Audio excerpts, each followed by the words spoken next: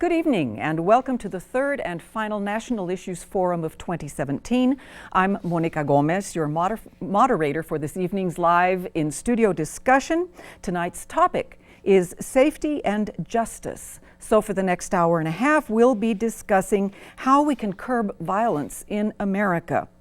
Tonight's forum is one which will be part of a national report to Washington, and we will provide our in-studio panelists with a questionnaire, a simple two-page questionnaire, which is available online. I'll give you the website where you can get this questionnaire, and our viewers can also complete it by the end of the forum. The point being to let Washington know what your thoughts are, how they might have shifted in the course of the discussion, and what action you would like to see taken regarding tonight's topic. The National Issues Forums, for those of you who are unfamiliar with the format, is there are a series of gatherings held across the country, ordinary citizens coming together like town hall meetings to discuss things in a neutral, nonpartisan fashion.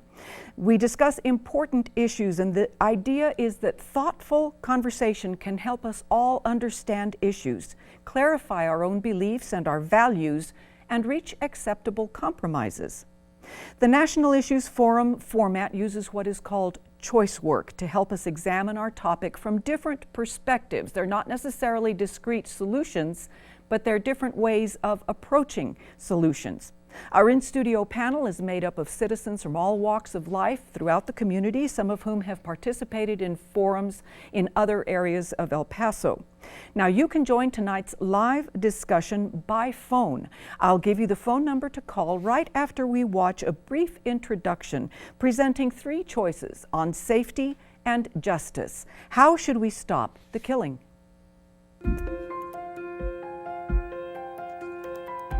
After falling steadily for decades, the past 2 years have seen a rise in violent crime.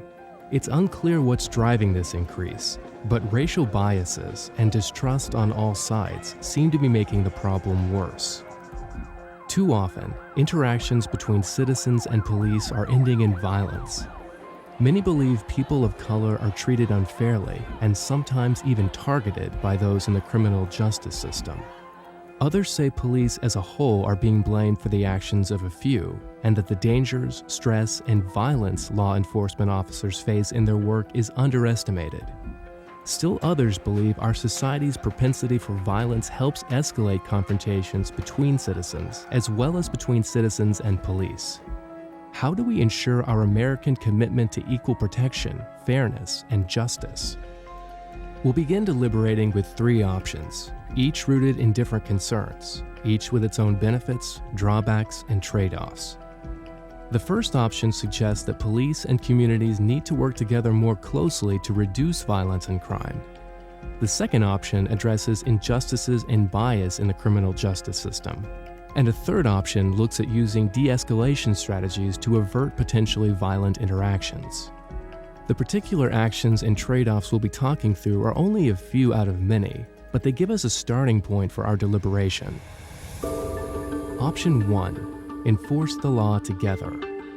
This option says we should find ways for communities and police to work together to stop violence and crime. By increasing the number of officers and instituting community policing and neighborhood watch programs, citizens and police could identify sources of violent crime and work together to stop it. But there are trade-offs. An increased presence of law enforcement may create the atmosphere of a police state, and encouraging community members to get involved in fighting crime could lead to vigilante justice and more racial bias. Can we accept those drawbacks? Option 2. Apply the law fairly. This option says we must remove injustices, reform inequities, and improve accountability in the criminal justice system. This might include limiting the use of traffic stops and stop and frisk searches or reducing arrests and incarceration for minor offenses. We could also require that law enforcement and court officials receive training to recognize and reduce implicit bias, and establish independent prosecutors to hold police departments accountable. But training officers about implicit bias and the possibility of prosecution could make officers hesitate in split-second decisions, increasing the danger they face. And by eliminating procedures available to law enforcement and reducing arrests, we may make it harder to get criminals off the street. Are those trade-offs we can accept? Option 3, de-escalate and prevent violence. Option 3 says that situations often unnecessarily escalate into violent confrontations, and we must take direct actions to disrupt conflict. Discontinuing the standard use of military-style equipment by law enforcement, instituting stricter regulations on use of force, and improving de-escalation training for police officers could help diffuse potentially lethal situations. In incidents involving mental health issues, including drug abuse, police are usually the first to respond. Putting more resources into mental health programs, including dedicated mental health response teams, could de-escalate situations before they become violent. But all these proposals may increase the risk of harm to both police and the general public. Can we live with that? Americans are concerned that issues involving violence, law enforcement, and racism are undermining our national ideals of safe communities and justice for all. These three options represent only a few possible choices, but they give us a starting point to begin deliberating together. So let's start talking.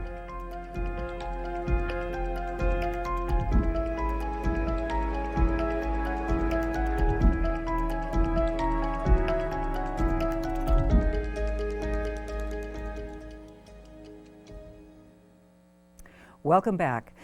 You've just seen three different choices or perspectives, three ways to approach this issue this evening of safety and justice. We'll dedicate approximately 20 minutes to discussing each of the three choices.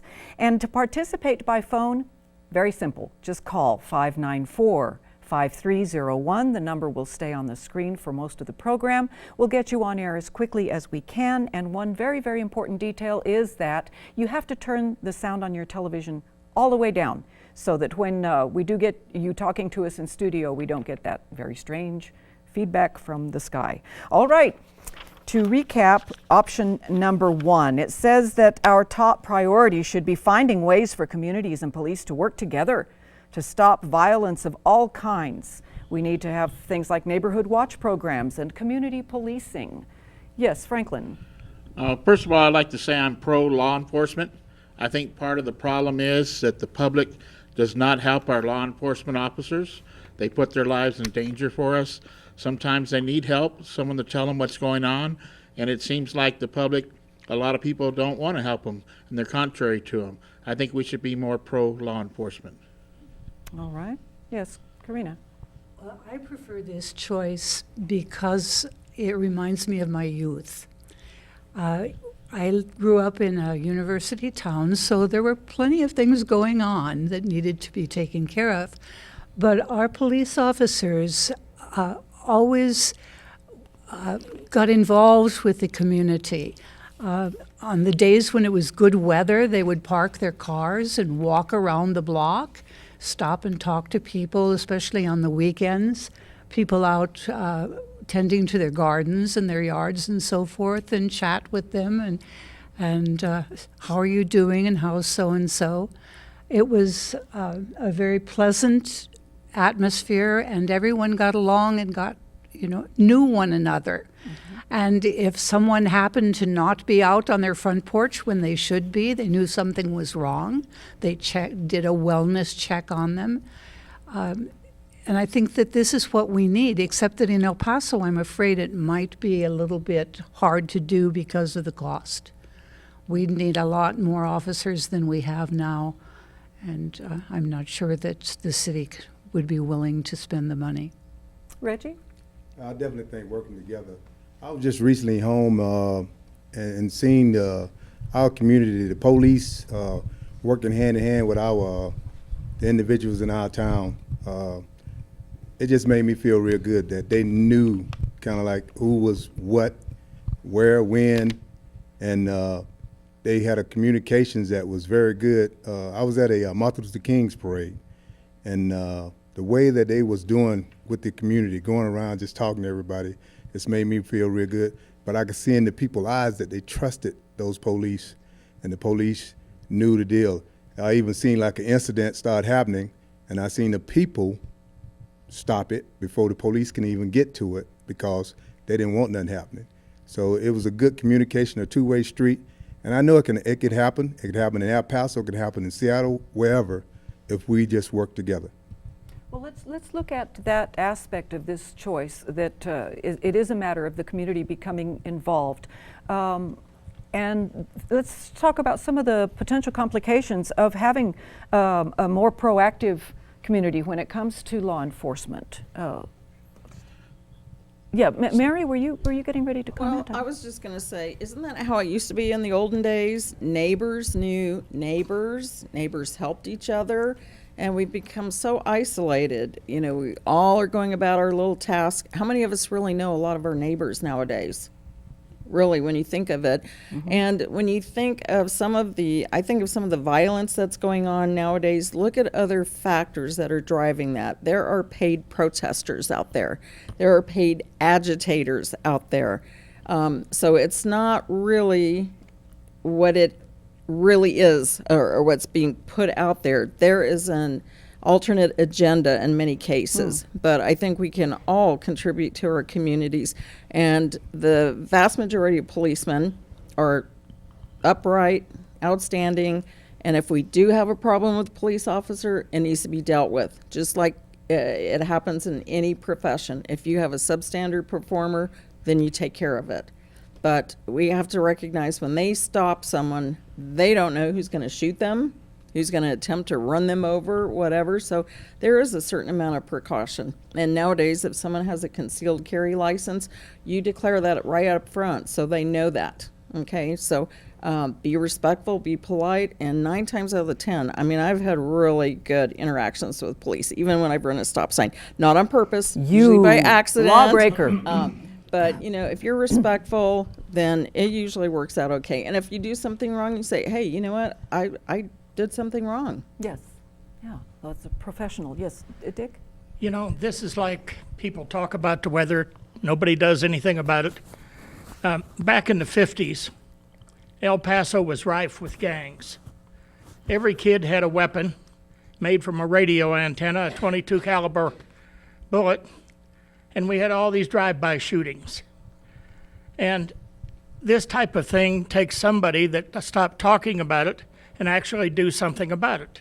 There was a Catholic priest working in the Segundo Barrio named Father Ram. There's a street named after him. And he got with the police department, and he organized things for the kids to do, sock hops and so on. And we don't see that now. And after school, what have they got? They go home, they watch TV, and all the violence are on the text messaging, and we don't have any leader standing up and doing anything about it. And that's what we need, is somebody like Father Ram to say, let's do something about it. We can solve this problem. Raul? I've been to quite a few protests. I wish somebody would pay me. I feel safe in my community. Nonetheless, over the years, I've lived most of my life here in El Paso. I had my house broken into. My wife's car was stolen from William Beaumont Army Medical Center's parking lot. She had a gun pulled to her head. I've been shot at. I've been almost killed in a nightclub one time, have the heck beat out of me. And none of the times where the cops were there. The cops show up for most parts after you've been raped, after you've been robbed, after you've been brutalized. So if you want to be safe, better have your own gun. That's what I would say. And I don't own a gun, never had, but I'm certainly, you know, a Second Amendment person. I think anybody who wants to own a gun should be able to own a gun. Not a machine gun, not a bazooka, you know. I don't see the need to be running around with your gun strapped on your back at a Starbucks. That's kind of a little paranoid, I think. But this safety thing has to do with pockets of poverty in America. For most Americans, they feel safe in their neighborhoods. I feel safe in my neighborhood. In most all the neighborhoods I've ever lived in, I feel safe, even though one of them got robbed. But this happens to be about the pockets of poverty that exist throughout this country. And in those pockets of poverty, they're usually people of color. And what you've had happen now is you've had technology catch up to an old injustice. You think that black people have just started to be killed by white cops recently, that it's never happened before, that black people hadn't been murdered throughout this country's history by white vigilantes and people. Yeah, it's happened. Now they're catching it on film.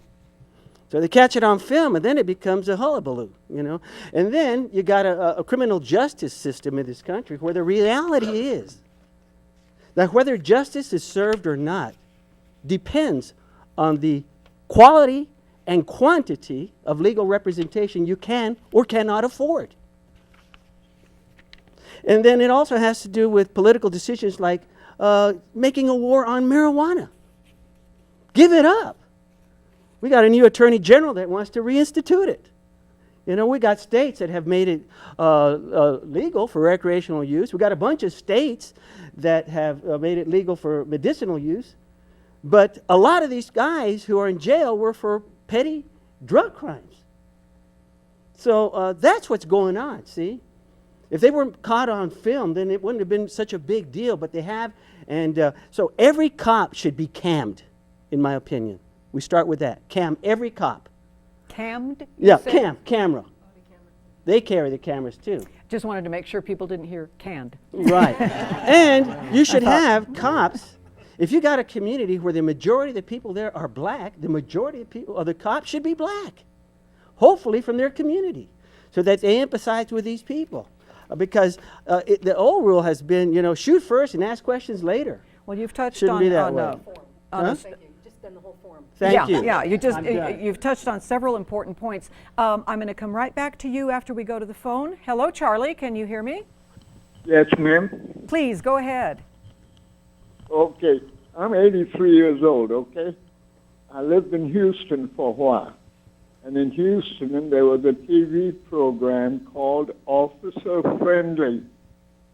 And when I had my children in the car, and we saw a police officer, stop next to us and at a red light or something, I always asked him to wave at him, to recognize them. Because after all, our police officers are here to help us. And more people ought to realize that.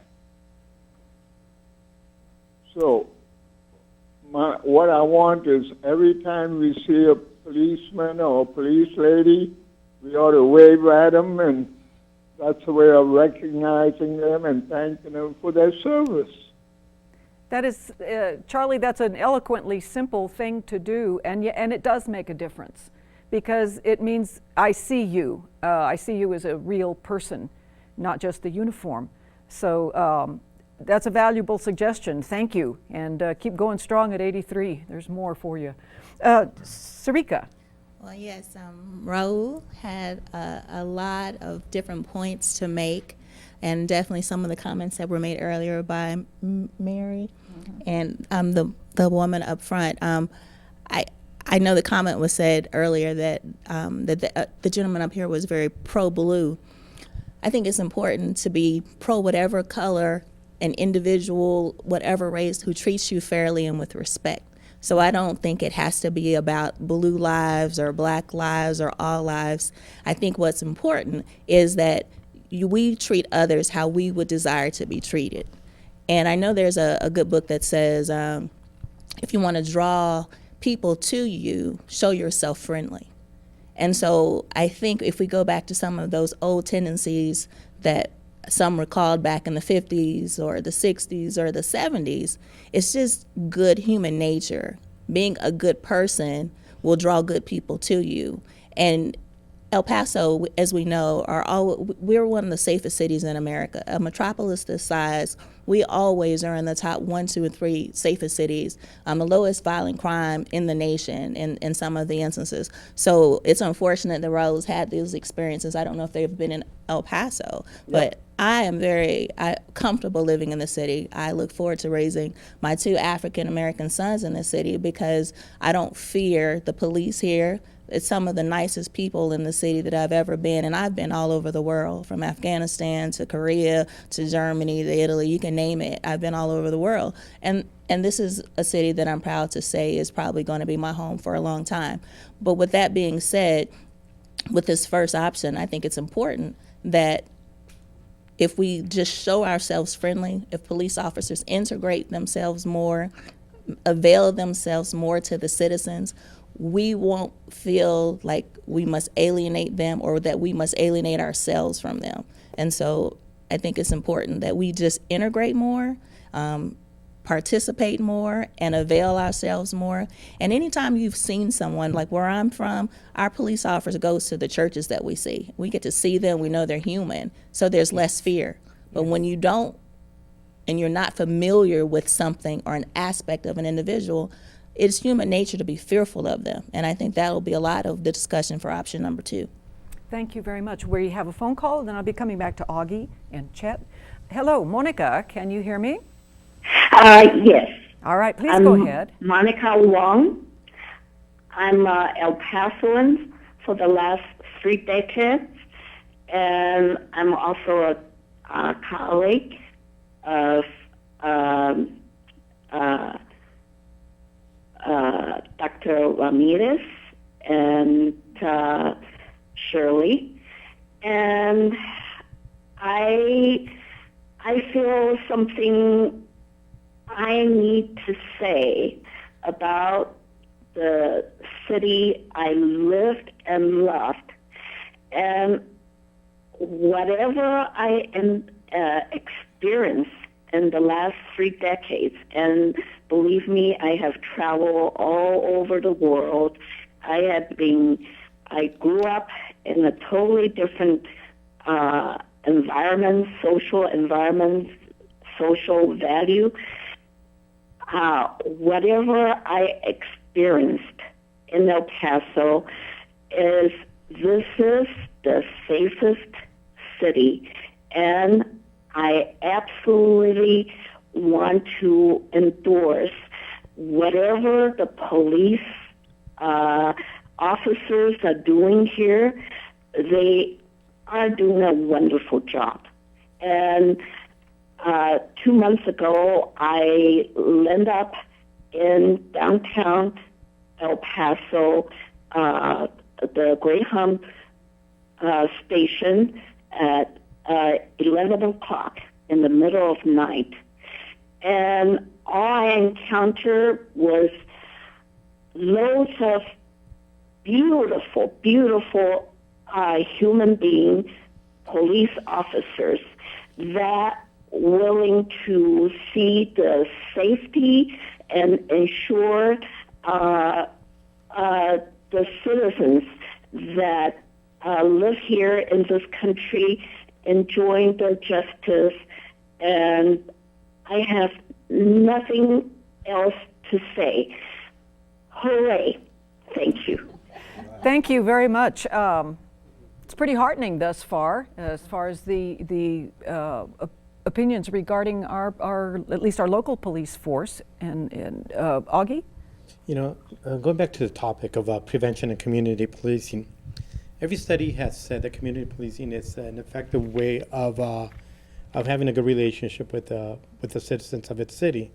Having said this, it's also very important that us as a society, we also got to teach our children and our little ones that police are good. Unfortunately, I have heard, and I suppose many people have heard, adults telling their children, or young kids for that matter, cops are pigs, they're jerks, they're this, very negative connotations. So obviously these kids grow up already hating police officers. And what do police officers do? They are here to protect and serve. That's why we call them when we have somebody come into our house, somebody stealing a car, somebody doing that. That's what we call. Second thing is that Dick brought up something very important. There used to be in Southern California, and I suppose El Paso as well, what was called Park and Recreation, where the city itself had a program where young kids would be able to go and play basketball programs like that in the parks, not in a gymnasium, but just a regular park with a little box. And the police officer would constantly, I remember this, would constantly come by and say hi to us, talk to us, and even tell us and you wanted to be a police officer as a child or a firefighter. So if we still ingrain this mentality that children, that police officers are good, firefighters are good, service members of the nations are good, they're going to be growing up with a positive attitude towards police officers, and also the community as well. They're going to be reflecting that into the society, the law enforcement. And last, I would like to say that El Paso, unfortunately, does not have enough law enforcement for the size of the city.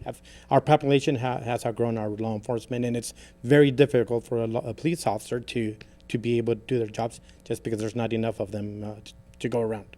I'll throw in one little observation. I'm not sure statistically where we land, but I know that at one point in time, except for one other city, El Paso covered the most land area of any city in the United States. So we are, just logistically, it's very hard to cover that much territory. Hector, were you wanting to comment? I would ask the panel to consider, when our police department began to implement community policing back in the 1990s and how successful that was. But the reason it was successful was because first, the department had to buy into it. The officers had to believe in what community policing is all about, but also how it emphasized a partnership with the community. And all the activities that happened during the 90s and carried over into the next decade, as far as all the activities, community partnerships that were established.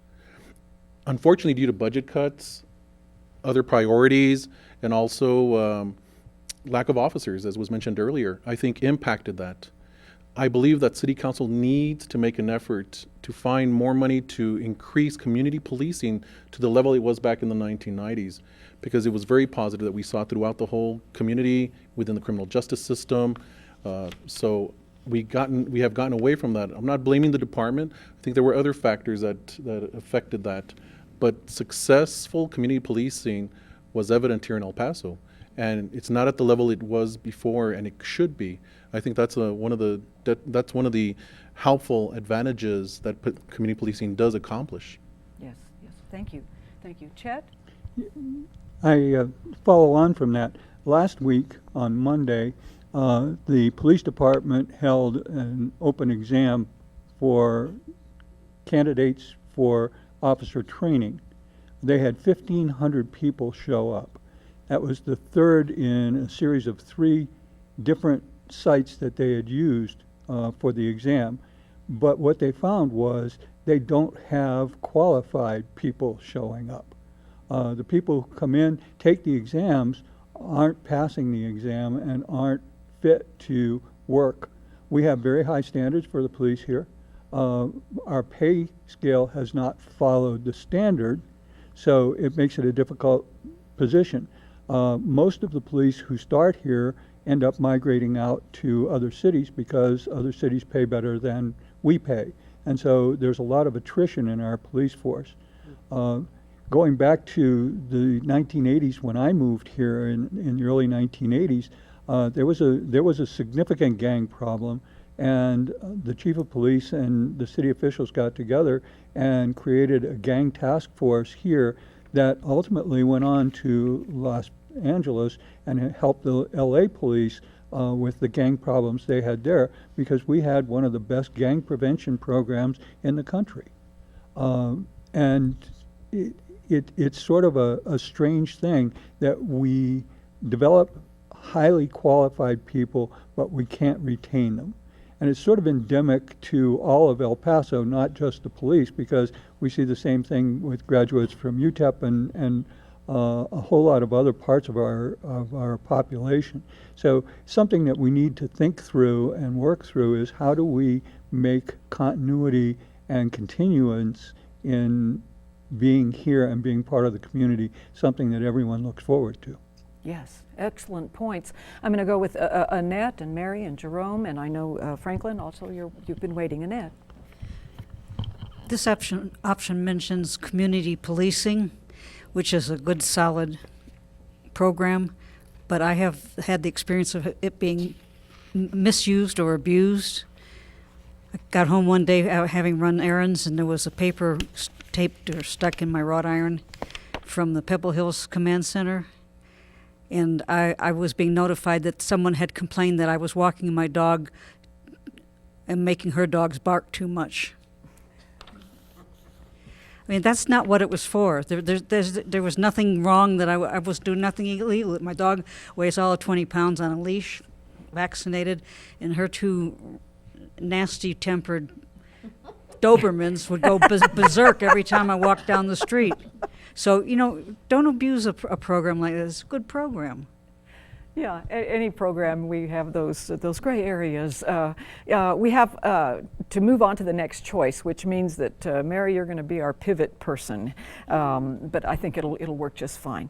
The option number 2 emphasizes that addressing injustice and bias in law enforcement and the courts is what is called for in order to achieve improvements in our law enforcement. Widespread reforms are needed to restore trust and reduce violence. See how that dovetails. I think I'm your gal on this one, really. I just have to say this. I've done 2 forums at UTEP in the past couple of weeks, and one of the students today said something that just really surprised me. This is a nice young man. He happens to be African American, and he said, oh, he knows, he's from LA. When you're in LA, a police car drives up, first thing you do is lift up your shirt and turn around slowly. You got to lift up your shirt and make sure everybody knows you're not carrying a weapon. You don't have, and so that kind of behavior that is now, they're trained to be, young men are trained to do that in LA. That's not going to foster good relations. So that's one of the injustices that has to be worked on, some way to chisel away at that distrust between them both. Yes. It's not just us to the police. The police apparently aren't trusting us very much either. So it's sad that it has to come to that. So I just really needed to say that right away. No, that's quite all right. Thanks. Mary? Okay, well, on that note, I would just like to speak to Raul. Of course, the police aren't going to be there before a crime occurs. I mean, that would be like having ESP, so that's not always possible. But we also have a problem with our culture has really, really declined, and we have a lot of desensitization to standards of behavior that used to be totally unacceptable. So I point to the pop culture, some of the lyrics out there. When you're talking about killing cops and what have you, you create an atmosphere and an attitude that is totally counterproductive. And the whole justice system, yes, we probably need to look at those things, but to say that it's a conspiracy or someone is being targeted out of proportion, that means from the police to the juries to the trials to the judges, everywhere along the line has conspired against this person. Maybe this person really did commit a crime. I mean, if someone has committed murder or they're a drug dealer, should they not be held accountable for their crime? And that is why Lady Justice is blind, because you should evaluate the facts of the case. Yes, yes. I don't know where to go next, so I'm going to start over here. Chris. The same idea when it comes to reforming the law enforcement training. The main thing that I think we need to get to, the idea is that we need to train officers to move away from a sort of warrior mentality and us versus them mentality, and get them to know that the people that they're protecting are actual people. They're not just nameless faces. They're community members. Change it more into a guardian style, a way of policing, so they can ensure that the idea that there was not a grudge against them, that there's the idea that there's a protection here for you, that they're not here to be an enemy, but they're here to protect you. Yes, that's an interesting observation, and what you're referencing also, the attitude of law enforcement can also sometimes, I suspect, be fear-based. They can be as afraid of us as we are of them, is what somebody else just said a moment ago. Yes, Jerome? I tell you, I grew up in a very, very, very beautiful America. One of the things I want to remind everybody, if we study and look at where we came from, we'll understand where we are. And that's the problem with a lot of this situation. Many of the cops or the police officers that are developed now are looking at their position as jobs, not careers. And so when I was growing up in the 50s, police officers lived in our neighborhoods, and that's why we knew them. Their home was our community, and we were all together. Then suddenly one day, they started moving out of the neighborhoods. Today, The police officers don't know the communities that they're in. They move around and the people don't know them. That's like a stranger coming into your house, preparing dinner. You don't feel comfortable. And a lot of neighborhoods are exactly that way when the police officers come into the neighborhood. A lot of us forget that at one time, so many police officers were on the take. They were corrupt. That they also infected the neighborhood because people knew they were corrupt and they didn't aim for justice. They aimed for the dollars. And so you have a neighborhood, you have communities that are still under that impression. And yes, we can, dissuade that perception, but it's really a joint effort. The communities got to get to know the police officers. I can ask anybody, any member of my neighbors, or any member of the community, when was the last time you went to your police station, the police station in your neighborhood, just to identify and say hi? Do you know the number of police officers that are in your neighborhood? And a lot of people don't know because it's not their concern. They move into a neighborhood, they don't care where the police stations are, where the fire stations are, because they've distanced themselves from the community.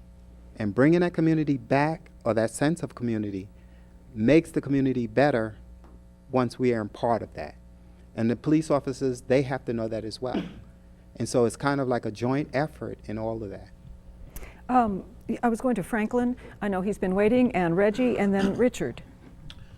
Back in the 80s, there was a big drug problem in the schools, a lot of violence in the schools, a lot of tension between different groups. So the police department decided to put police officers in the schools. When they started putting these police officers in the schools, the drug problem went away, the violence went away. The kids got to know the police officers got to know them. They got to know who the troublemakers are, who the bad ones were, how to protect the good ones. I think we need to see a little more of that. The only problem is, with El Paso, we have a lot of federal agencies, and unfortunately, a lot of our police officers, they end up going to Border Patrol, FBI, DEA, Secret Service, INS, Department of Agriculture, because they get more pay, and so it's hard for our police department to retain officers. But like I said before, I am pro-law enforcement. I think they do a great job. All right, we have a call from George. Good evening, George. Can you hear me? Good evening. Woo, okay. Yes, I can hear you. Please go ahead. Yes, someone was speaking to the fact that officers aren't approachable when they don't live in our neighborhoods. Well, they don't have to live in our neighborhoods for us to approach them. Officer Ortiz, the motorcycle officer that was murdered a few months ago, yes, conducted traffic enforcement near my neighborhood, and he would park under our trees while he was watching traffic. I went out and I introduced myself to him, and we became very close friends for many, many months. I'd go out and I'd offer him Coke, and we'd talk a little bit, and he was so approachable.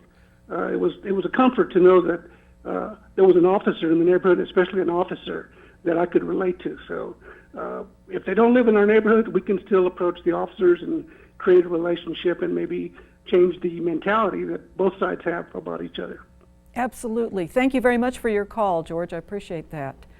Yeah, we keep coming back to that important human contact stuff. Yes, Reggie? Yeah, I was just going to say the reality check is there is some racism out there. It's going on. Some people, just myself, I could be riding, I drive a Corvette, new Corvette. I can get stopped, basically just because of my color. I could tell, they'll tell me something else. The car just looks like it's going fast, but even when it's not moving, actually, Reggie. I don't speed, so that's not a problem unless I'm way out somewhere. But I have been stopped, but it's all in how you approach it, too. I have been stopped, started talking, yes, officer, no, officer. They tell me what's going on. Bam, bam, did you know your right tail light was out? No, I did not know my right tail light was out. Basically, I don't know whether it's out. By the time I get home, it's not out. So I don't know whether it was out or not. However, but the way I approached to them made them see me in a whole different light of like, this guy's out, not out for no trouble. But the same on the same side, why should they be stopping people of color when it's that? You see this, I mean, El Paso, we got a great city. And it's one of the reasons I did 32 years in the Army. And I tell you, out of all the cities I went to, El Paso is a safe city. That's why I wanted to stay here with my little girl to be able to bring her up. But when people see stuff on the news, it seems like it just have effect. Not only just the people, but also the police officers. Because the police officers get tense. And I know a lot of police officers. I mean, we talking Sheriff, Highway Patrol, El Paso Police, because I go to events and I'm talking to them all the time. I see them, I'm waving. You know, anything I could do to make them feel comfortable, because they are protecting us. Just like I was as a soldier, we was protecting our nation, they protecting our community. So I always try to make sure, do I run into something that won't wave back? Yes, every now and then. Every now and then, but 90-some% of them will wave back, will say hello to you. I mean, they are human beings. And that's the way we need to take it. And when there's a bad one, then that's when our justice system need to work right to do the right thing about it. It's when that don't happen, that's when a lot of other stuff start happening and people get angry. That's the last thing you see. You got to remember the news. It ain't about positive stuff, a whole bunch of positive stuff. Negativity sells. So if you put something negative out there, people are going to catch it. They're going to put it on Facebook. They're going to put it on every line and share it. That's what they're sharing, and then that's what they're going to see. So when we do have a problem, we got to fix it, but vice versa. That guy or girl out there who's doing bad things, hey, justice needs to be served. Well, I have a tremendous Reggie, amount. They just want to see your car. That's it. Yeah, I would think that might be it. But I have great respect for anyone. There you go. The fact that you can go through that experience and still maintain your respect for the uniform, even when the occasional individual in it is acting a little questionably. Bad is bad. When people are going to be bad, you're going to have some bad. Mike? So you just can't take it. Yeah. I mean, yeah. The reason I'm saying that, I say bad is bad. I mean, you're going to have some bad apples in the crowd. Yes. So I'll take it. I'm not going to take that against the whole police force of officers out there doing their job, because I know there's some great officers out there doing their job. Absolutely. So I just drive on and strive on through life. When you got a car like that, you can feel better really good, really fast. That's why they're stopping him. They want to see it. Yeah. Richard? Yeah, I'm going to take a little different tactic. I think the police officers, as we've already heard, represent our society. They are part of us. They all grew up with us before they took off in their own professions. So I'm going to make a societal observation. What I see officers having to face are really the catalysts that cause violence. They come later. The officers come later and try to mop up and improve what they found. But I worry more about the catalysts of violence in life. As a doctor, I see it all over medicine as to what provokes situations that lead to violence encounters and potentially death. We worry about heroin and methamphetamine and cocaine, but that's really a subset. What I worry about more as an observer of life is alcohol. Nearly every confrontation in families, in bars, in nightclubs, and probably in youth groups and gangs, the genesis is often alcohol. Liberally distributed and overused. I was down the Capitol today lobbying to raise the age of smoking to 21, which I think is an excellent idea. Certainly, if you're thinking about worrying about smoking to age 21, you'd certainly be worrying about alcohol reinforcement.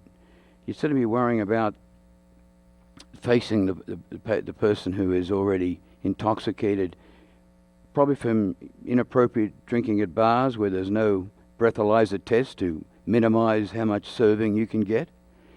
And just society taking a look at itself. We have to enforce our own fairness and our own standards in our own society.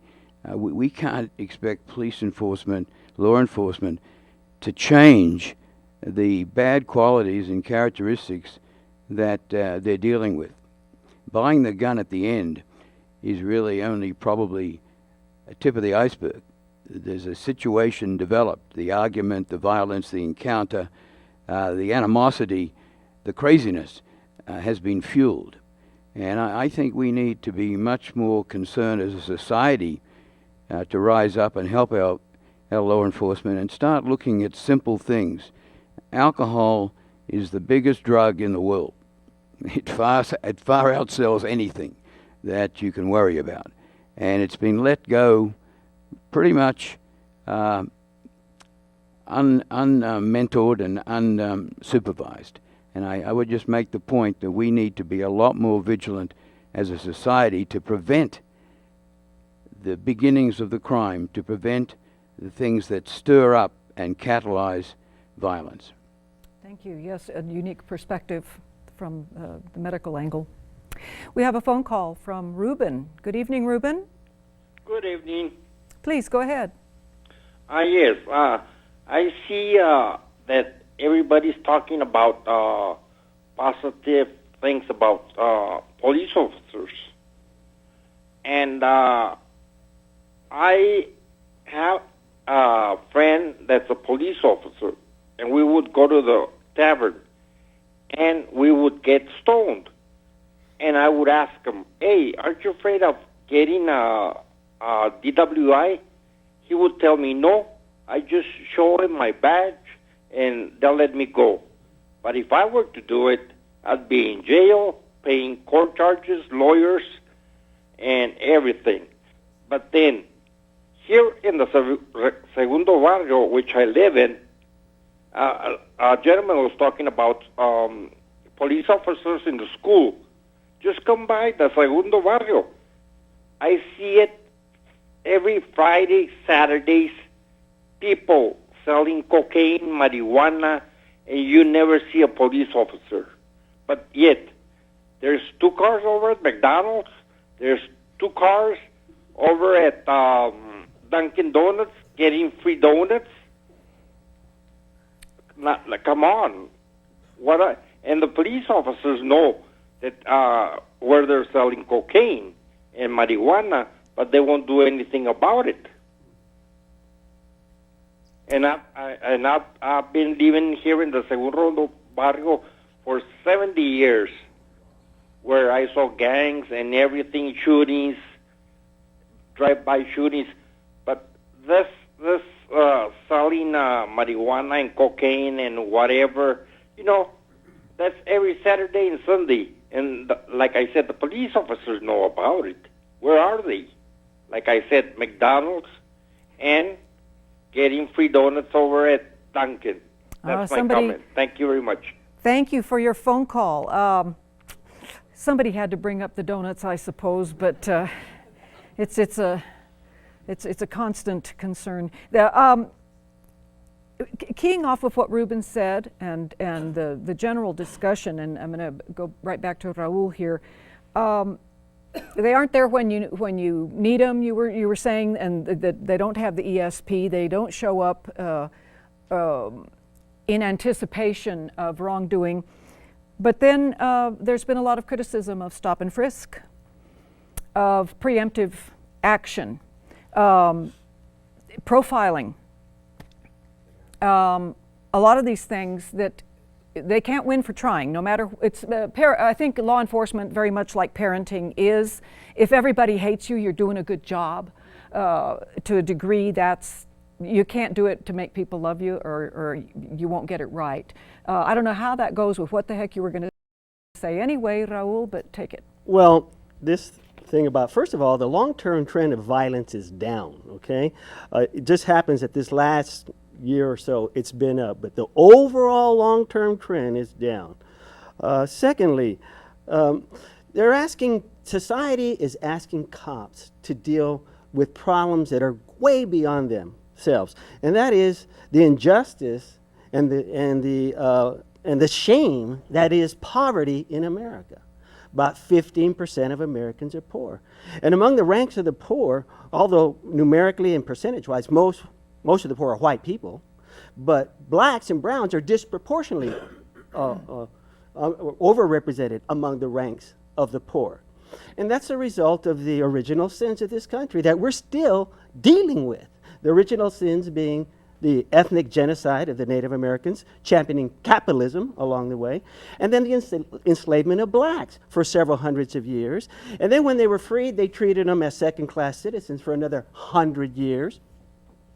And so this violence that you see is in these pockets of poverty that you find in America, in the wealthiest country in the world, the world's largest GDP, and yet we have this endemic, chronic poverty in America. And I put it on the backs of the plutocrats who own America. Our current president said that the system is rigged and that he gives money to everybody, and when you give them money, they do whatever the hell you want them to do, is what he said. And so we've got a Congress that's comprised of half of them are millionaires. Blacks are underrepresented in Congress. Browns are underrepresented in Congress. Women are underrepresented in Congress. So we have a government that is not representative of America at all. It doesn't look anything like America. And in a sense, it has a blind eye to this long-term problems. And instead, we're hearing of fake problems, like we got to be scared of terrorists. Well, you know what?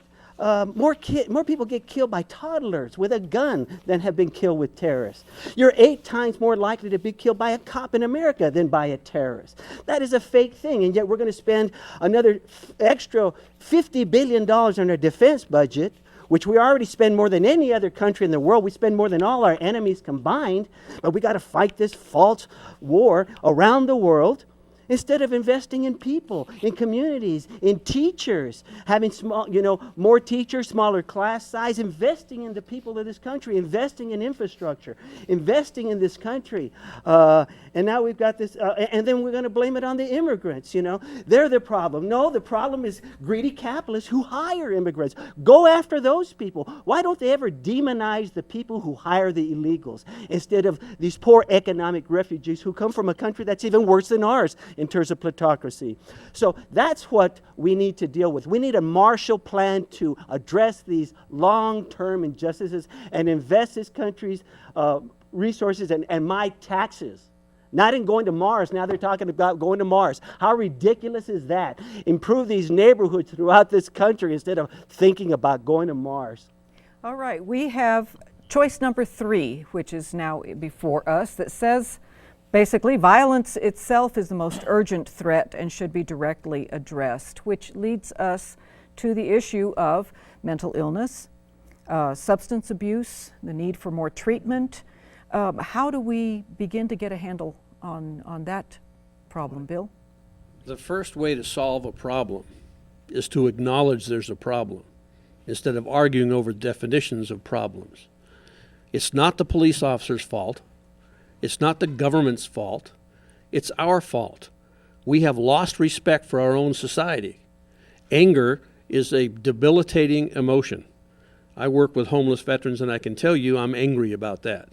People who are angry cannot function in society. Their mind will not function. They're not reasonable people. You have to take the anger out of society.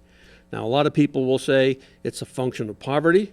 A lot of rich, angry people, I can tell you that. And so how do we address it? It's a matter of perception. We used to have litter in this country, and McDonald's solved it by talking trash cans, and the kids wanted to get all the pieces of litter picked up off the table. Now we police our own tables in almost every restaurant, unless it's a fine dining, because we've been conditioned to do it. We pump our own gas because we've been conditioned to do it. Somebody in our society, our leaders, have to stand up. We have to stand up and say, this is acceptable behavior. This is not acceptable behavior. And we have to put that to our children, to every element of our society. We have communities that live in silos. I'm an American. I can do whatever I want to do. Well, no, you can't. If it's illegal or painful, you're not supposed to do it. Okay? We need to get back to that, to have people say, excuse me, that's wrong. And we do that all the way from the second 2 years all the way up to the 92-year-old, and eventually we'll get back on track. I do not believe we have a good sense of worldview and sense of value in our society today. And I think that's where we need to go. Thank you very much, Bill. We have a phone call, and then I'm going to come right back to Hector and David. Hello, Frank. Can you hear us? I can certainly hear you. Good. Go ahead, please. Well, I just have something for every parent that's watching this show. I'm not going to talk about how the police are good, bad, or indifferent, but I will say that if you have a child that is driving a car and the police officer stops you, you need to act in a particular way. You roll down your window, you put two hands on the steering wheel, and you wait for him or her to tell you what to do. It's not the time to become a fat mouth and telling people, I have my rights, I have this. What you have is a policeman investigating something that he thinks needs to be investigated, whether he's a good guy or not a good guy. Okay? So if you want to, I taught my grandson this. We were in a place, and he was driving, learning how to drive. Police officer stopped us because my grandson was wavering around the road.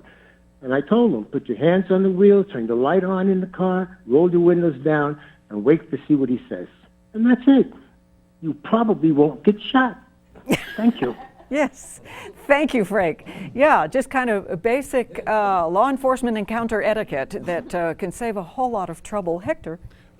Monica, I just wanted to say that we know that there's a lot of problems in our society, issues, challenges that need to be addressed. The one I wanted to focus on briefly was the issue of drugs and alcohol. I'm a big advocate for early intervention prevention. I believe that with our youth, if we can try to educate them, not scare them, but educate them to make the right choices, and it has to go way beyond some of the programs we have right now. Not that they're not commendable, but it has to be more involved and it has to be consistent. Rather than waiting on the end when they wind up getting into the juvenile system, into the adult system, but that we can really create ongoing programs that really address the issues of drugs and alcohol so that we can start cutting back on the future demand that this country is well known for, in both areas. And so I think early prevention, intervention is something that's so critical. Thank you. Yes, David? I'm a bit of a pessimist.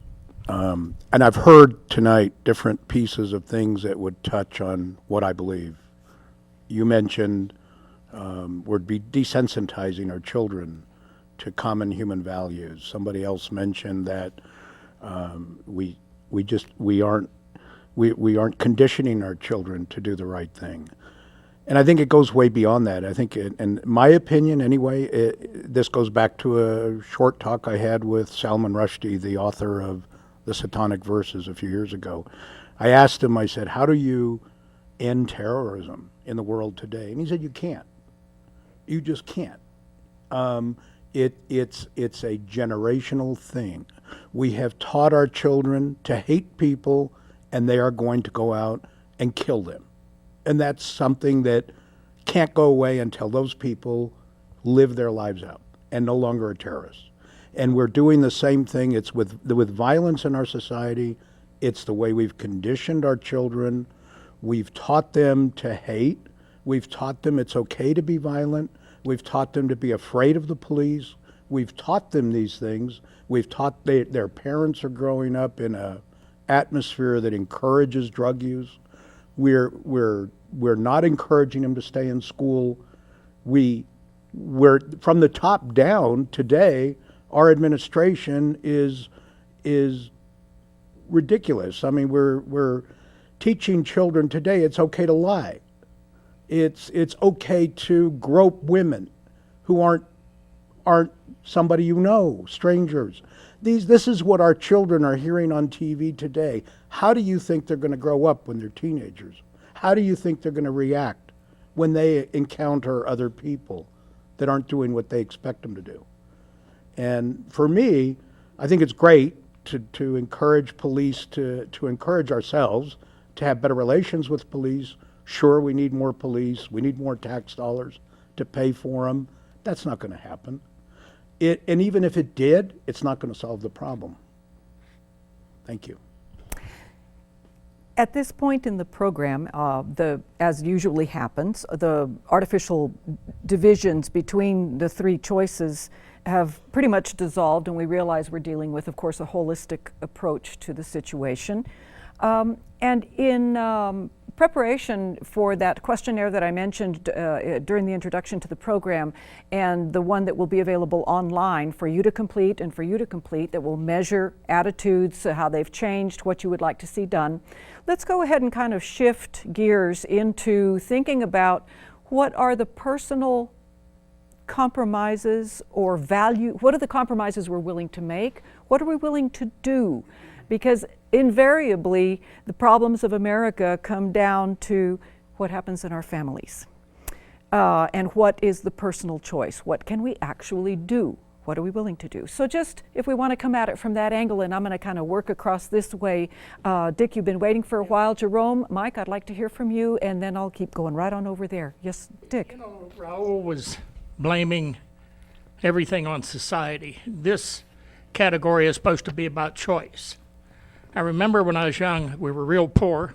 My father went blind the week I was born, and my mother was always cleaning. And somebody asked her, "Why are you always cleaning?" It's just because you're poor doesn't mean you got to be dirty. It's the same way with thieves. Just because you're poor doesn't mean you got to be a thief. I manage a mobile home development. A while back, they had a drive-by shooting. When the police came to investigate it, they found all this stolen merchandise in the mobile home. The entire of the mobile home had been graffitied. And whenever they were talking to the mother says, "Well, how else are my children going to get these things? We don't have any money." Well, when I was growing up, you did without. And that's called choice. Thank you. Yes, Mike? Well, I think we started the discussion this evening about talking about justice and safety, and I think we've moved well beyond that. Now we're talking about societal problems and their impact, not only on the police, but on society as a whole, and the role of the family and substance abuse and all of those kinds of things. And it's all very true, but I think kind of to bring it back to where we started. Yes. We ask our police to do a lot. We ask them to be social workers and marriage counselors, and we ask them to be mental health counselors and substance abuse counselors and parents. So the role of that we expect of the police is well beyond what they're really capable of fulfilling. And so I think that part of the discussion needs to revolve around the idea that the police are there for very good reasons, and we need them, and they fulfill a very vital role in society. But it's really a small slice of what we really need, and what we really need is all of what we've been talking about in here. It starts with family, it's substance abuse, it's mental health treatment, it's better education, it's less poverty, it's all of these things. But what we can't do is expect the police to solve it, because they, that's a bridge too far. Sarika, I know you were waiting a while back to speak, and Reggie, I will come to you shortly, and I'll sort it out as we go. Okay, Sarika.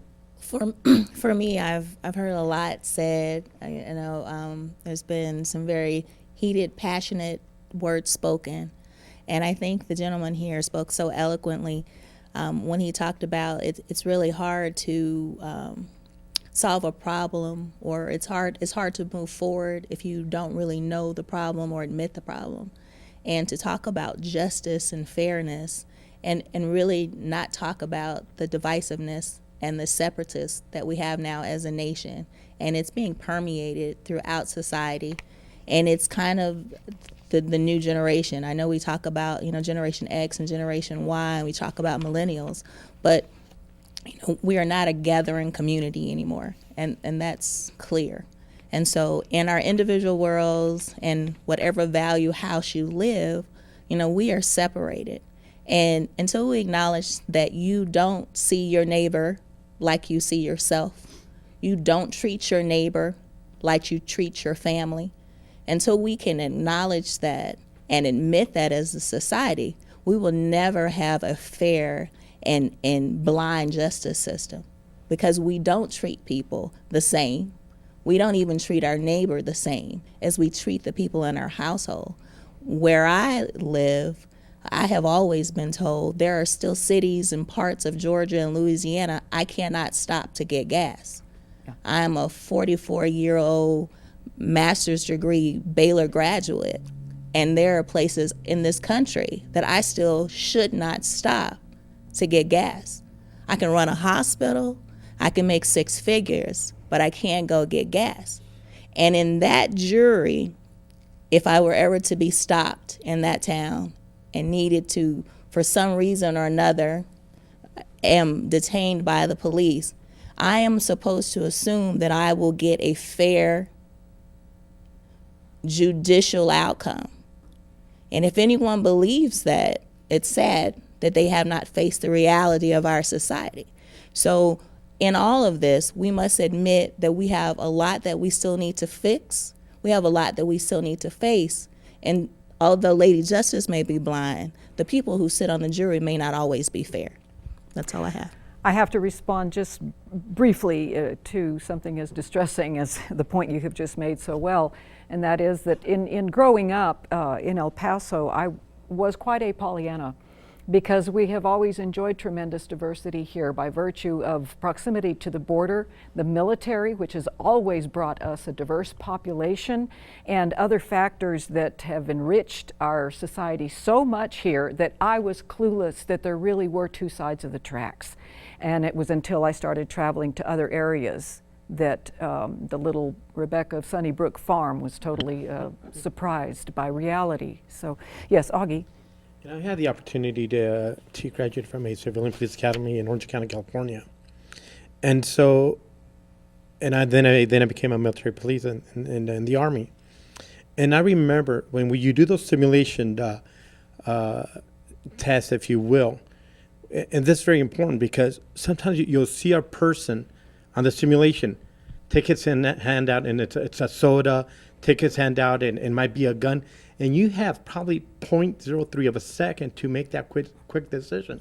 So the gentleman who called it regarding his grandson, I think it's extremely important that when the law enforcement, even if you're upset, even if you think it's not just a stop, you could have a broken taillight for that instance, you don't know. That you follow those commands, because if you do not follow the command, and if you put yourself in that shoe, how do you know I am a gang member? How do you know I'm a criminal? How do you know that I'm on probation, etc.? Or for that matter, how do you know that I don't give a darn and I want to kill somebody? And last year, if I'm not mistaken, about 140 police officers did not make it home to their families in the line of duty. We never talk about that. We never, and that's important. That we need to teach ourselves again and teach fellow Americans the respect for law enforcement. Not that everything they do is correct, but the fact of the matter, it's very difficult. And the last point, Rev, I want to say, in 1991, when the Rodney King incident happened, I was going to drive there, and a good thing a census came into my head, because a lot of people started destroying the city just for no apparent reason. And these are the people that have no respect whatsoever for humanity, because they're kind of anarchists or the opportunity to destroy somebody. And we got to realize that sometimes human beings by nature don't care for one another. So the law enforcement is something that we need to respect, and we just need to somehow solve the problem by just being more law enforcement friendly, I guess. Thank you. Yes, I'm going to go to Reggie and then Franklin. Reggie. I just go back to what I said earlier. I mean, as overall, the police force is a good force. Across the nation. But however, because of our news and what's being reported, it makes it look like it's really, really bad out there. And when you get one or two that is bad, and the justice system, which is all of what we're talking about, everything in that, doesn't step up and do what it's supposed to do, then it makes the whole picture look that way. But when you look at the overall stats, it's not as bad as what you think. I travel around, I go different places. Yes, there's those places you can't stop at a gas station. That's reality. It is. I stopped in a place in Sundance City, Wyoming. The guy came up to me. I was stopping going out to Fort Lewis, Washington, and the guy come up and say, "Why are you stopping here?" I said, "Well, sir, my car needs some gas." He said, "Well, you need to get some gas and get your out of here." Just like that. And I'm like, wow, in America, where I'm fighting for our country, it was like that. But it hit me, but guess what? That was one person. And that's just the way I took it. I said, that was one person, and I got to live, and I got to keep living, because I'm going out in somebody else's nation to go fight somewhere else, that I got to come back and love my country, you know? But we need to look at those small things like that, and when they get magnified in the news, it's really bad. I think everybody has reason every single day to lose it, to lose our sense of balance, to fall on the side of mental illness, that hateful paranoia. We can all fall in that direction any time, depending on our strength, our different factors in our lives. So I'm grateful every time somebody chooses to be rational. Franklin. I'd like to say there's two great causes of violence in America. Richard brought up one of the most important ones. If a police officer's called, or if you got to go to an emergency room for something, it's always about substance abuse. The police were called because of substance abuse. The person's in the emergency room because of substance abuse. Number two, what I'd like to say is sensationalism.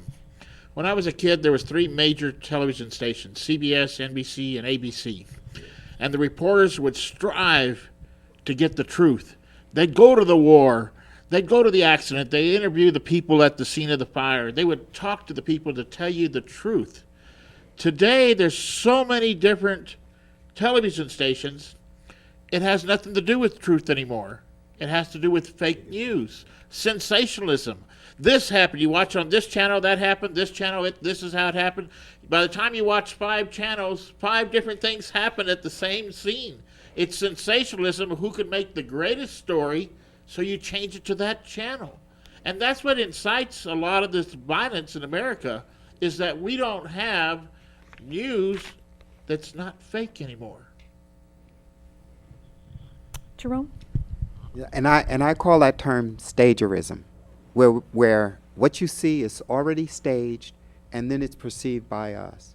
One of the things I think can resolve that problem is that community centers start developing programs that are cost effective, because sometimes they have them, but if the people can't afford to go to them, they're not going to participate.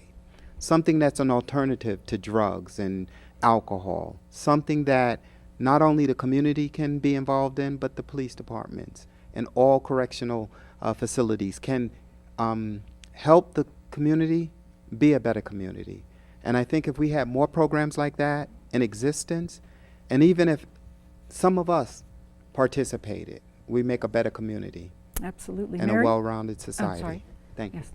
The only other point I wanted to make was some of our crime, and it dovetails into what Mike said and Richard over there is, and it was addressed in the article, is the wholesale release of people from mental institutions who are now on the streets because we were trying to be humane to them, but they really don't have the capacity necessarily. So they do get involved in petty crime just to survive, and then the whole substance abuse. As a doctor and nurse, I can tell you we see these people all the time, repeat admissions, because we're not curing their mental health disease. We're not curing their addictions. So where is the place that we could house those people safely and for their protection in societies? I don't know. That's a big moral issue. Personally, I see very little separation between the issues of substance abuse and mental illness. I find them totally inextricably linked, so, shall we say. Sherry? Yes, where was I?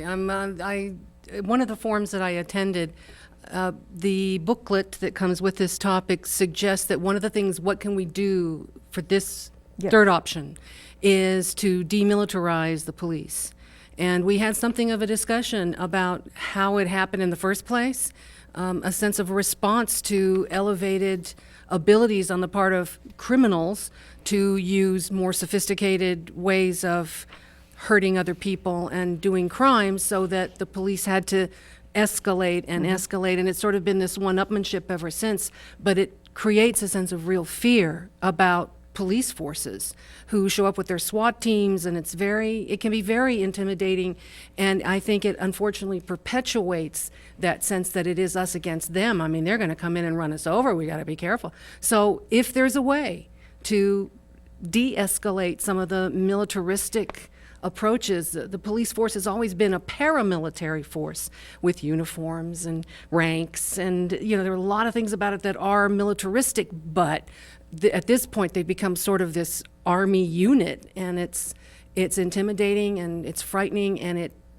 fights against the capacity of our society to get better as long as we sort of see them as this force that's coming into us. They're an invading force. And when they're seen as invaders, not helpers, not defenders, then it's a negative thing for us. Raul. So we haven't talked about guns. You want less violence? Have sensible gun laws. Don't let nuts get guns. We just can't get over that. I mean, I just saw a special the other night on PBS about Newtown.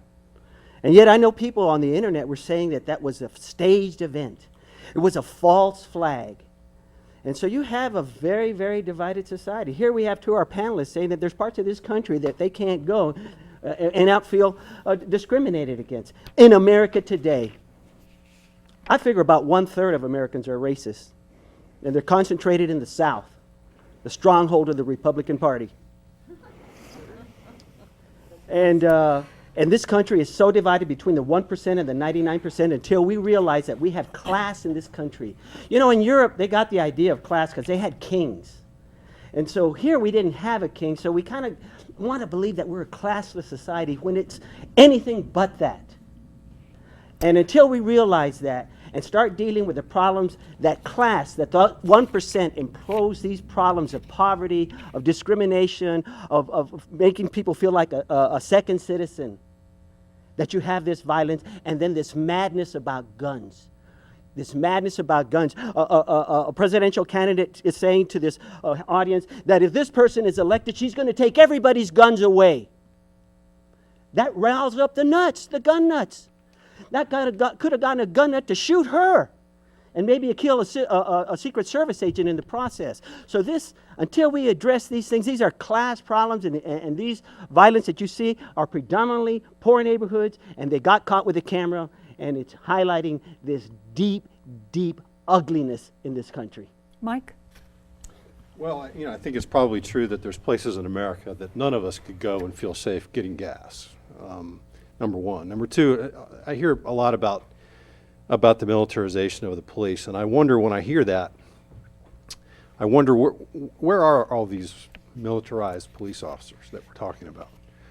Do we see them driving around El Paso in their police cars?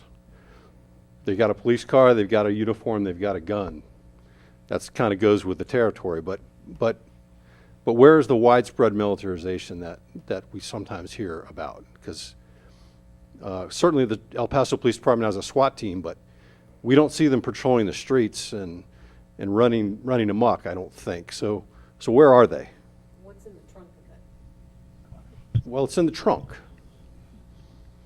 But you know what I mean? So where is it? I don't see it. Citizens know it's in the trunk. We need to make sure we're mic'd if we're going to be doing a cross conversation here. We're good? Okay. Bill? I'd like to talk about the law for just a minute. The Constitution was written and tells the government what their responsibilities are. The Bill of Rights was written to tell us what our responsibilities and our rights are in our society. Law, by definition, that Congress passes or the state legislature or our city council, laws by definition are punitive. They keep telling us what we can't do. And maybe we have too many laws because maybe our society's too angry and we're doing a lot of stuff our society says you really ought not to be doing, and they pass a law against it. And if you have a drinking age of 18, you make it 21 because you still have a drinking problem. Well, we're going to make it 25 someday? I mean, these are things that are in society. We have to solve these problems among ourselves, with our neighbors, our friends, and within our own families. Law is not going to help us. Chris? Yeah, harking back on what this gentleman was saying. Yeah, it's the idea of there's too many laws. In certain cases, you're criminalizing a lot of human acts that, by definition, might not be are morally reprehensible, but are not technically illegal in that sense. And you begin to nitpicking certain acts that people do that, while people might not like it, but as a society, they say this needs to be illegalized because we do not like it. And when you keep doing that, you can get to the point where you're criminalizing just basic human acts that someone just might find offensive. Can I follow up on that for a second? Certainly. Because if we write a law too strict, the jails are full. Now nobody wants to pay for the jails. So how do we get them out of jail? Well, we decriminalize the behavior and start releasing bad people onto the streets. You can't have it both ways. There has to be some common sense and there has to be some balance. Chet? I just wanted to commiserate with Reggie a little bit. He says he didn't do it. Maybe. In 1968, I got home from Vietnam and I got a brand new Camaro. And I got stopped by a state trooper because he wanted to see my car. He stopped me 3 times because he wanted to see my car. Then he wanted to find out what the specs were on it. And then the 3rd time, he wanted to show me his car because he bought one better than mine. But I ran into the same guy you ran into in Wyoming. But my hair was down to here, and I had a full beard. You were obviously and up to no I pulled good. in to get gas, and the guy said, the sheriff here doesn't like people like you. And I said, well, it's okay, because I'm leaving. He said, that's good. You need to get out of town quickly. And as we drove out of his yard, we saw the car come around the back side of the garage. He'd put the closed sign up. He was the sheriff. And he was making sure we didn't stay in his town. And it was my whole point about what I was talking about. That was one person. Yep. One person. You know, that was one person. So I can't hold that against everybody. Because one thing that hit hard on me is that me serving in the military, I got to understand that it's a lot of good people in the world.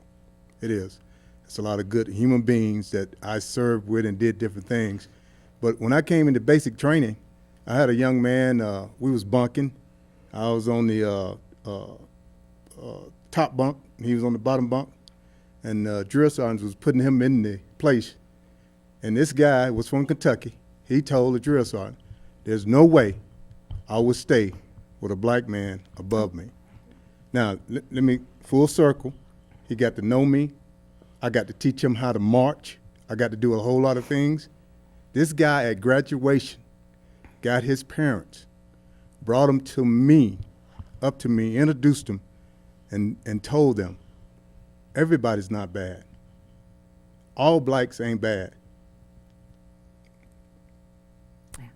And yet, during the Nixon administration, they decided to go after hippies and black people, because the hippies were against the war, and the black people were riling up the people over the civil rights movement. So there you see the law enter into the picture and say, well, let's make this thing illegal, and we can round up hippies and black folks that are for their own rights. Where was I going? I knew I was going somewhere. Yes, Franklin. I would like to say, stop the violence. Stop the violence against police officers. I would like to thank all the police officers and families where the police officer had the ultimate sacrifice and lost his life. A lot of us don't think on their side the violence they see every day, the violence they're having their face. And sure, there's some bad guys out there, but you have to look at it from their side too. I've heard repeated references here this evening, and certainly your accounts, Reggie and Sarika, it's so moving. The option to decide it's everybody that looks like that person, they're all the problem, or it's that one person. And there's that constant wisdom that comes in realizing that we as human beings can't do business or accomplish anything dealing with each other as mass, as groups, as throngs. It doesn't work. You don't really get it right until you deal one to one. What do we want from our police? What do we want? Annette? A well-trained police force and fairness. I mean, we've had the example of driving while black, and it's true. More black men get pulled over just because of the color of their skin than anybody else. And then someone who has committed an offense that's minor to moderate, depending on their economic level, their skin color, maybe their religion, they get different fines, different jail sentences. You know, that all has to be ironed out. What do we think the police want from the public? We only have another about a minute and a half. Chet? I think it cuts both ways. I think both sides need to look at personal responsibility. One of the things that we as a society have tended to do is walk away from personal responsibility. Tort law, we blame it on others. We try to foist it off on someone else's shoulders. The police are responsible for what they do. We need to be responsible for what we do, and we need to hold all of the other people in this country responsible for what they do. If everyone has good levels of personal responsibility, the problems that we're facing tend to shrink. It's when we try to throw the responsibility off onto someone else, that's when the problem really start to grow. Augie? I think what I would like as a citizen here of El Paso is that I would like for the police department to weed out the bad police officers. I'm aware that the police union is extremely strong, but sometimes when a police officer does make a mistake, it needs to be accounted for. The police department needs to get that person out, that police officer out, and the sheriff's department as well, instead of trying to cover up something that's just going to make the department worse. It's just going to grow, it's going to grow into a negative atmosphere. So yeah, I would like that. And for us to basically acknowledge the police officers, the good job that they do for us, because we do need them in our society. This has been an extraordinarily good forum. It's certainly, like all of the topics that are covered in the National Issues Forums, it's one that's very relevant in everyone's lives and very important. I think the message of gratitude to law enforcement is an important one that has also been emphasized here tonight. I want to thank all of our callers who have participated in the program. Tonight's was the third of 3 forums held each spring. And if you or your organization would like to participate in the National Issues Forums, you can call KCOS during regular business hours. That's 590-1313, and the National Issues Forum will provide a trained bilingual moderator for groups of 10 people or more to conduct discussions like the one you heard here this evening. Remember also to please go online to NIFI.org. That would be for National Issues Forum Institute, NIFI.org, where the equivalent of this simple 2-page questionnaire, it's just fill in the blank. You can complete that online and submit it, and the information gathered from this forum will go to Washington and will be analyzed as part of the public policy formation for the country. So I thank you very much for being part of this program for the National Issues Forum. I'm Monica Gomez. Good night.